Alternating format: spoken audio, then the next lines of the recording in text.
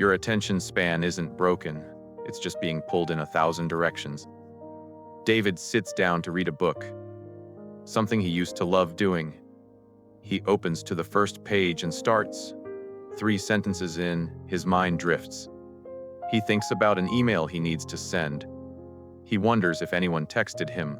He realizes he's reading the same paragraph for the 3rd time and hasn't absorbed a single word. He closes the book, picks up his phone and, at least scrolling doesn't require this much effort. What happened to me? I used to be able to focus. Here's what's going on. Your brain hasn't fundamentally changed, but the environment around it has, and your brain adapts to its environment.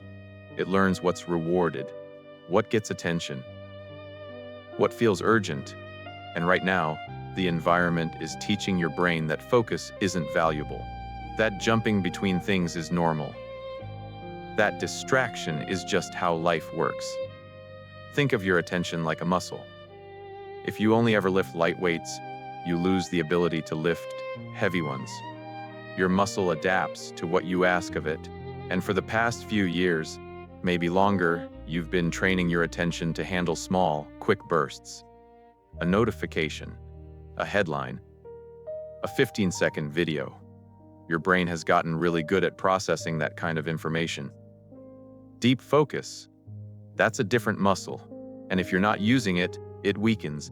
Every time you check your phone, every time you switch tabs, every time you interrupt to do another thing, you're reinforcing a pattern. You're teaching your brain that this is how we operate now. Quick switches, constant stimulation, always moving, and your brain learns. It starts to expect that rhythm. It gets uncomfortable with stillness, with sustained attention, with doing one thing for more than a few minutes. And then when you try to focus, really focus on something that requires depth, your brain resists. It feels wrong. It feels boring. Your mind starts wandering almost immediately. Not because you're lazy or because something's wrong with you, but because you've trained it to wander. You've rewarded the wandering, and now it's the default. There's also this thing where your brain is constantly scanning for novelty, new information, new stimulation, new anything. And the internet is an endless source of novelty. Every scroll brings something different. Every refresh could reveal something interesting. Your brain loves that. It's wired to seek out new things because new things could be important, could be useful, could be a threat or an opportunity. But books, long articles, deep work, those don't offer constant novelty. They require you to stay with one thing, to build understanding slowly, to tolerate the discomfort of not knowing where it's going. And your brain, trained on instant gratification, doesn't want to do that anymore. It wants the hit, the quick reward, the immediate payoff. So you sit down to focus, and within minutes you're being signals. This is boring. Check your phone. See what's happening. Maybe there's something more interesting, more urgent, more worth your time. And most of the time you listen, because resist signals energy, and you're already tired, already overwhelmed, already running on empty, so you give in, you check, and the cycle continues. And here's the really insidious part. The more you give in, the stronger the urge becomes. It's like scratching an itch. The more you scratch, the more it itches.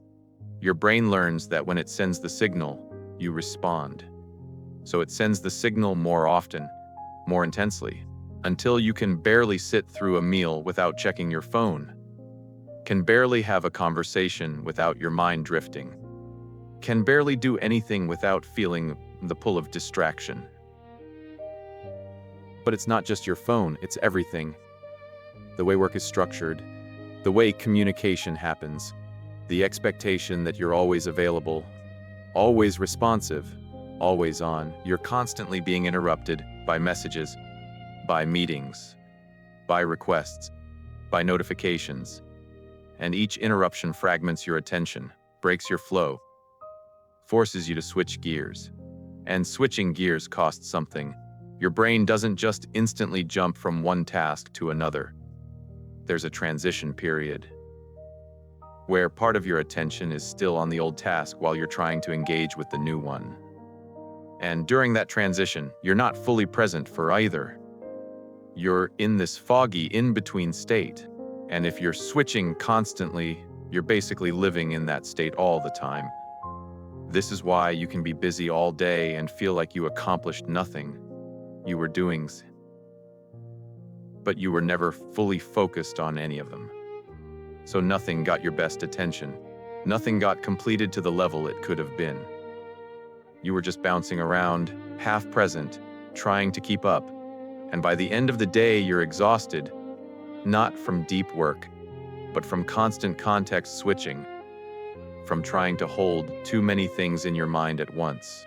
And the worst part is, you start to believe this is just who you are now, that you've lost the ability to focus, that maybe you never really had it, that other people can do deep work, but you can't, and you feel defective, behind, like everyone else figured out how to manage attention and you're still struggling. But that's not true. Everyone is struggling with this. Some people just hide it better, or they've set up their lives in ways that protect their attention. But the default state for most people living in this environment is scattered, fragmented, constantly pulled in multiple directions. That's not a personal failing. That's a systemic issue. Your brain is also dealing with decision fatigue from all this switching. Every time your phone buzzes, you have to decide whether to check it. Every time you finish a small task, you have to decide what to do next. Every time you open your laptop, you have to email or news or messages. And all those tiny decisions add up. They drain your mental resources. So by the time you sit down to do something that requires real focus, you don't have much left. There's also this thing where it feels productive. You're doing something. You're responding to things. You're staying on top of messages. You're informed. You're engaged. It feels like you're being responsible, like you're managing your life. But really, you're letting other people's priorities dictate your time. And none of it is moving you toward anything meaningful. It's just maintenance, endless maintenance that never leads anywhere. And deep down, you know this. You know that the important work isn't happening, that the things you actually care about aren't getting your attention. But it feels impossible to change because the pull is so strong, and the environment is so demanding, and your brain is so trained to respond, that breaking the pattern seems overwhelming. So you keep going, keep bouncing between things, keep feeling scattered, keep telling yourself you'll focus tomorrow. When things calm down, when you have more time, when you're less tired, but tomorrow comes and it's the same, because the environment hasn't changed. And there have your habits. Here's most people don't realize. Focus isn't something you have or don't have. It's something you practice, like a skill. And right now, you're out of practice, not because you chose to be, but because the environment made it nearly impossible to practice. So, your focus has atrophied. When you try to use it, it feels weak, shaky, unreliable, but it's not gone. And you can wake it up, not overnight, not with some hack or trick, but slowly, by creating conditions where focus is possible, by protecting your attention like it's the most valuable thing you have. Because it is. You start small, not by trying to read for 3 hours, but by reading for 10 minutes, without your phone, without interruptions. Just 10 minutes of sustained attention. And it'll feel hard, your brain will protest, will try to pull you away. But you stay, you practice staying, and over 10 minutes becomes 15, then 20, then an hour. And your brain remembers, oh, this is what focus feels like. You also have to change your environment. Because you can't outwillpower a system that's designed to distract you. You have to remove the distractions. Put your phone in another room. Turn off notifications. Close unnecessary tabs. Create physical barriers between you and the things that pull you away. Make it harder to give in, easier to stay focused, and you have to accept that this is going to feel uncomfortable. Your brain is going to resist. It's going to tell you that you're missing something, that you need to check, that this is boring, that you should be doing something else. And you have to let those feelings be there without acting on them. You have to prove to your brain that nothing terrible happens when you don't immediately respond, that the world keeps turning, that you're okay. Because the fear underneath all of this, that if you're not constantly available, constantly monitoring, constantly engaged, you'll fall behind. You'll miss something important, you'll lose control. But the opposite is true. The more you give in to distraction, the less control you have, the less you accomplish, the less present you are for your own life. Focus isn't about doing more. It's about doing less better. It's about choosing what deserves your attention and giving it everything, not in a stressful, white-knuckle way, but in a calm, deliberate way, where you're fully here, fully engaged, not because you have to be, but because you decided this thing is worth your presence. Your attention is the most valuable resource you have, more valuable than time, more valuable than money, because attention is what turns time into something meaningful.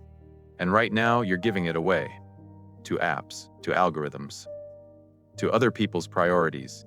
Without even realizing it, you can take it back, not all at once, but piece by piece, moment by moment, by noticing when you're pulled away and choosing to stay, by building the muscle again, by remembering what it feels like to be absorbed in something, to lose track of time because you're so engaged, to finish something and feel satisfied instead of scattered. You're not broken. You're just adapted to an environment that doesn't value focus. But you can create a different environment, a small pocket of space where focus is possible, where your attention belongs to you, where it feels like to think deeply, to create something that matters, to be fully, completely here. That's not nostalgia. That's not going backwards. That's reclaiming what makes you human, the ability to pay attention, to care deeply, to give it everything, even when distractions are screaming for your eyes. You still have that ability. You've always had it. You just forgot how to use it. And now, if you're willing to practice, you can remember